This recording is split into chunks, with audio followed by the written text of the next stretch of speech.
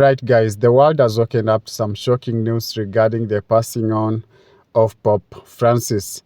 The world is shocked, and Father Kevin Farrell, the father of Vatican, said that Pope rested today in the morning.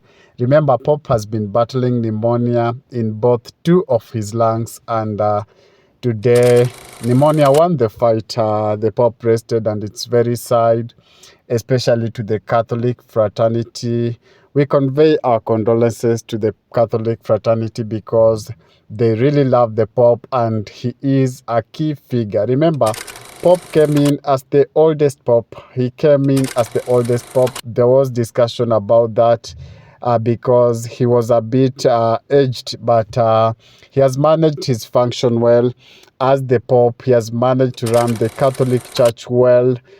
Despite him being a bit weak after he got a pneumonia attack on both of his two lungs. So from News Arena desk, we pass our condolences to the Catholic fraternity at large and for the loss of this icon, the Pope Francis. The rituals that follows after the Pope demise will be announced shortly, or will be announced later, because we understand there is a lot that normally takes place after the demise of Pope.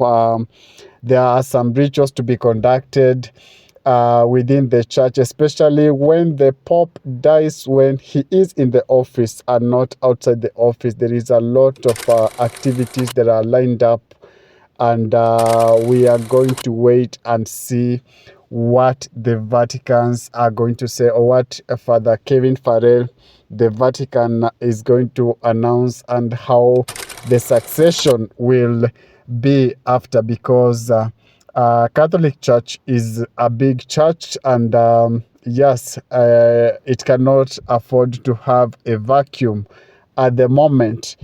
But it's so sad this happened. The world is mourning, and we convey our condolences. I'll leave you with a few pictures of Pope in his day-to-day activities so that you may watch.